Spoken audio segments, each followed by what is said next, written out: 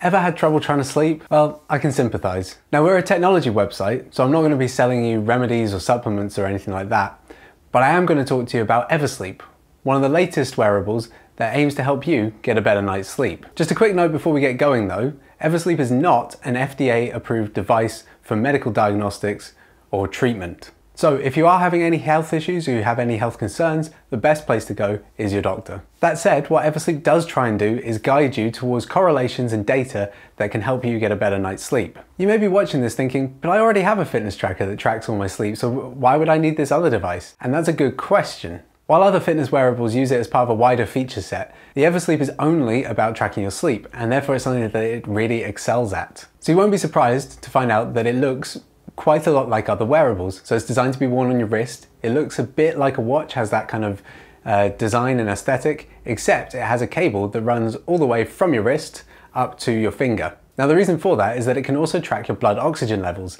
and that's one of the key things here that really sets it apart from other sleep wearables. As the sensor is only placed over the top of your finger, you will need to make sure that it is securely tightened around your finger before you go to bed, otherwise it will just fall off. Now they've actually thought of that and they provide you with some medical tape. This is a good solution to keep it on, but in the long term it might be kind of annoying to always have to put on the device, attach it to your finger, put the medical tape on, and then go to bed. The main body of the tracker comes with LEDs to alert you to its status. A flashing red LED indicates that the device is charging, then it goes to solid green for a full charge, and finally flashing green for when it's off charge but ready to use. Like many wearables, it has a rechargeable battery, and it is rechargeable via a micro USB port. So no proprietary chargers, you can charge it with any micro USB cable, although one does come included in the box. And as there's no way to actually monitor the battery of the device, it's probably best to get in the habit of, when you take it off in the morning, stick it on charge, remove it just before you use it. While the wearable is great, it's the data that you really care about. So you will be interested to know that there is something called the EverSleep 2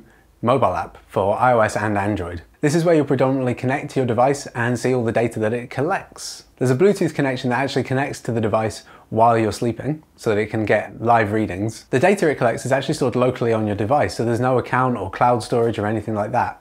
Now this is great for privacy advocates because, you know, it means your data is your data, but it does also mean that any data you collect is at risk of being lost should your device ever break. You'll be happy to know though that in the latest iteration of the app there is an export feature which allows you to choose certain records from different days and export them to a PDF.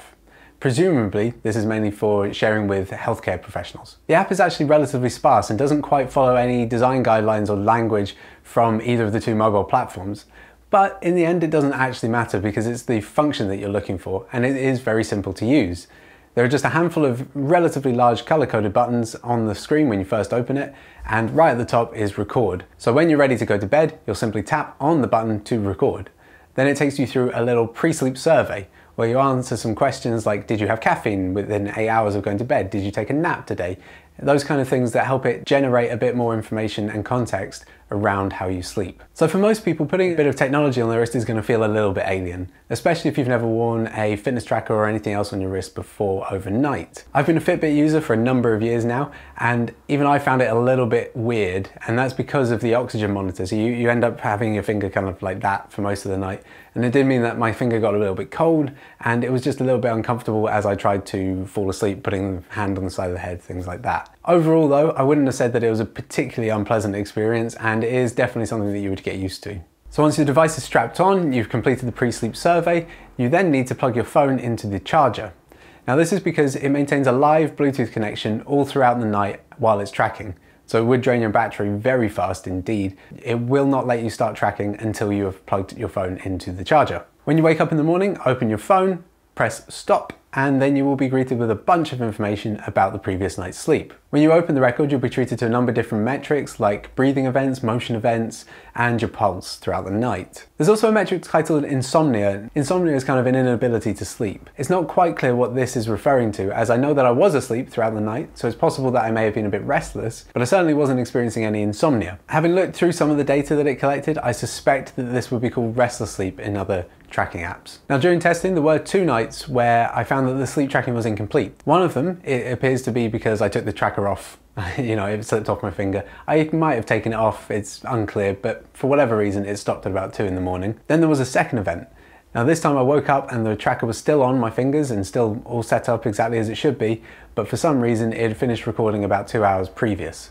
I'm not entirely clear on what the reason for that was, but it did capture most of the night's sleep. One of the places where EverSleep really sets itself apart from some of the competition is the blood oxygen monitor. Now, the reason that this is interesting is that it can help you to identify trends that may suggest you have sleep apnea. Sleep apnea is where you kind of intermittently stop breathing throughout the night, and that will be represented with drops in your blood oxygen level on the EverSleep. The EverSleep retails for around $200, which does sound quite expensive, but that's only when you have it out of context. Sleep apnea diagnosis tends to cost upwards of a couple of $1,000 because you have to go to a sleep lab, get measured, stay overnight, all those kinds of things, and that is a very costly exercise. But what if you don't actually have sleep apnea? What if there was never any evidence of sleep apnea and you spent all that money to find that out? So the EverSleep represents like a stepping stone, if you will. So you kind of look at it and go, oh, I'm kind of having all these breathing events, and maybe that could be sleep apnea, so it might be worth me going and getting the additional testing. Now, it didn't really bring up any insights for me on breathing events or sleep apnea, so I'm relatively convinced that I don't have an issue with that. However, I do drink a lot of caffeine, and in the pre-survey, you have to say, like, I drank caffeine within 8 hours of going to bed, because I will sometimes have a coffee around late afternoon, early evening. So most of my coaching insights were related to you should reduce your caffeine intake and you should try and set a bedtime and have no screens in the bedroom. These are kind of things that once you've learned them and adjusted to them, you won't need them again. So I'm not entirely convinced of the long-term use of something like the EverSleep. However, the same could be said of any sleep wearable because it does tend to give you the same information. If you're not acting upon it, then it will be the same constantly. And the aim of all of these tracking devices is to help you sleep better. Overall then, the EverSleep is a useful device specifically aimed at helping you track and monitor and improve your sleep. It's the blood oxygen monitor that really sets it apart for the rest of the market though, for now. And that's kind of the problem.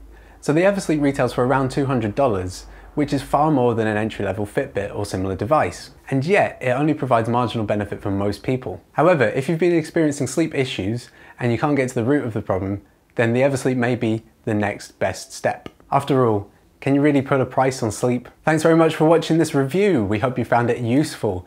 Now, if you have any questions or have any comments or anything, leave them down in the comments of the video. And make sure to subscribe to make use of for tech tutorials and reviews.